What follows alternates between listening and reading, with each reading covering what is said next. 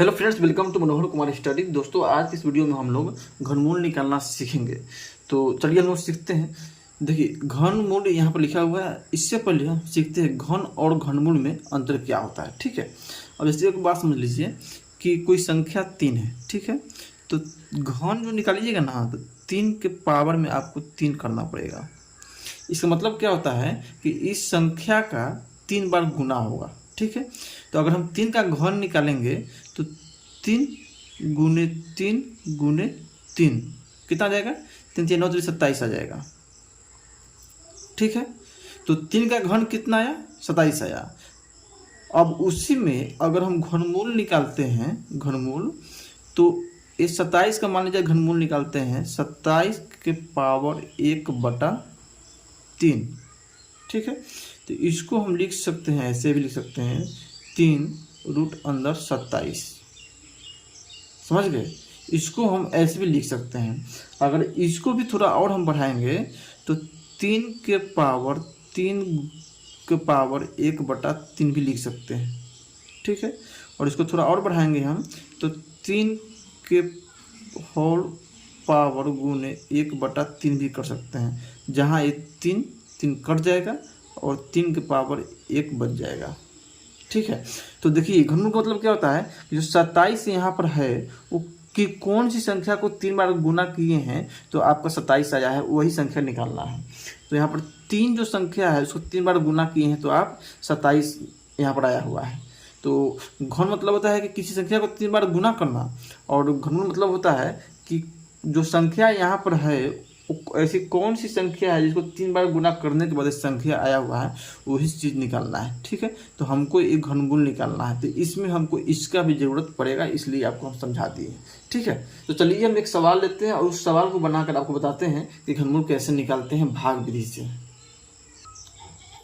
अब देखिए सवाल ले लिए हैं कि 13,824 का घनमूल निकाले। ठीक है, तो पहले हम यहाँ पर लिखते हैं, यहाँ पर देखिए 13,824, और इसको हम एक लाइन खींच देंगे इधर से और एक लाइन खींच देंगे इधर से। ठीक है, अब देखिए अब इसमें भी हम एक लाइन ऊपर खींचेंगे, जैसे मैं वर्गमूल में 2 संख्या पर खींचे लाइन, अब इसमें 3 संख्या पर हम लाइन खींचेंगे। तो देखिए 1 2 3 दाहिने तरफ से खींचना है आपको, इधर से यहाँ से करना है 1 2 3।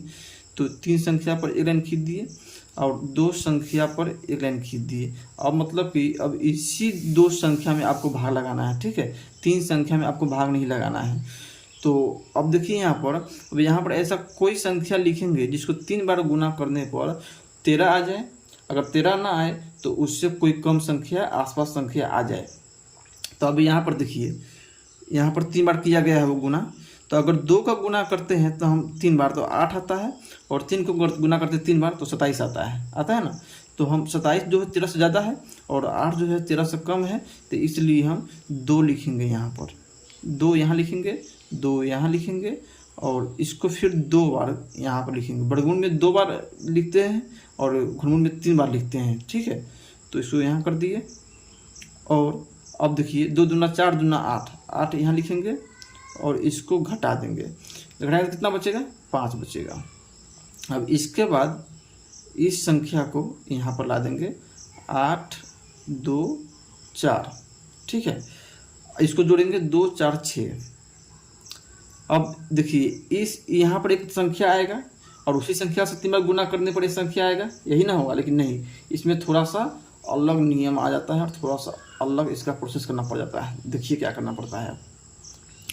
अब देखिए इसमें सबसे पहले क्या करेंगे, हम जो ये 58 है यहाँ पर 5 8, इसको हम लोग यहाँ पर लिखते हैं 58। ठीक है, पहले इसको देखते हैं कि यहाँ पर कौन सा संख्या हम यहाँ पर रख सकते हैं। ठीक है, यहाँ पर वो निकाल रहे हैं, तो 58, 2 4 छोड़ देंगे, सिर्फ 58 जो पहला 2 संख्या है वही लिखेंगे यहाँ पर। अब इसके बाद इस 6 और इस 2 का हम गुना करेंगे, भाग में देंगे। ठीक है, भाग देंगे 6 गुने 2 कितना जाएगा? 58/12, और इसको अब भाग दीजिएगा तो 4 दशमलव कुछ आएगा। ठीक है, 4 दशमलव कुछ आएगा। तो इसका मतलब है कि हम इस जगह पर 4 रख सकते हैं, और 4 नहीं तो 4 से कोई छोटा संख्या हम रख सकते हैं। ठीक है, चलिए वो भी निकाल लेते हैं कि यहाँ पर कौन संख्या रखेंगे। तो क्या करेंगे हम लोग, पहले यहाँ पर 6 रखते हैं। ठीक है, इसके बाद ये 2, 6 गुने 2, और फिर ये 4 जो है, क्या को 4 यहाँ पर रखेंगे हम, तो यहाँ पर 4 रखते हैं। ठीक है, और इसको गुना करते हैं, तो 6 दूना 12, 12 चौका 48 आ गया। और यहाँ पर अपना मन से यहाँ पर 2 को 0 बिठा देंगे। समझे, क्या करना है कि 6 यहाँ पर है, यहाँ पर 6 से पहले था ही, तो 6 दे दिए, 2 भागफल में है, 2 गुना कर दिए, और फिर यहाँ पर हमको 4 रखना है। ठीक है, यहाँ पर 4 जो निकाले हैं हम, इस 4 को हमको यहाँ पर रखना है, तो 4 से गुना कर दिए, तो 6 दूना 12, 12 चौका 48, और 2 0 से बिठा देंगे। फिर क्या करना है, यहाँ पर आप 4 रखे, यहाँ पर आप 4 रख दिए, मान लीजिए कि यहाँ पर 4 रख दिए, तो कितना 64 हो जाएगा, तो यहाँ कर देंगे 64।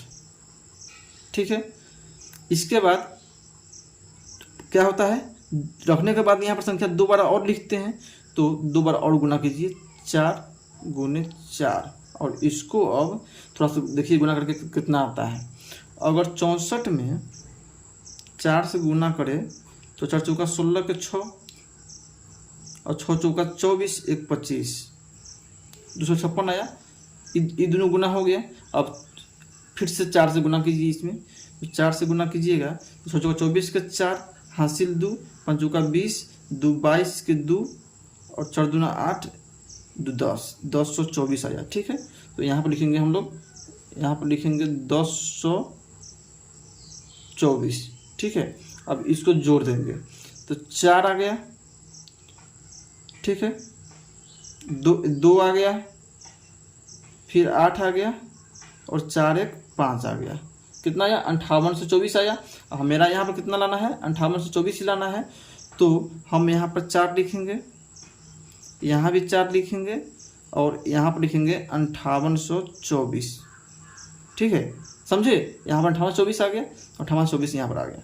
ठीक है, अच्छा चलिए, फिर यहाँ पर हम फिर 2 4 लिखेंगे, 1 2, इसको जोड़िए, 4 4 8, और 4 12 2, हासिल 1, 6 1 7। ठीक है, अब इसको घटाएंगे तो ये पूरा हमारा कट जाएगा, 5 8 2 4 कट गया। जब यहाँ पूरा का पूरा संख्या कट गया तो समझिए कि हमारा घनमूल जो है वो निकल गया। ठीक है, तो घनमूल कितना आया, घनमूल कौन होगा, ये भागफल है, ये असल में आपका ये घनमूल है। ठीक है, इस संख्या का ये घनमूल है।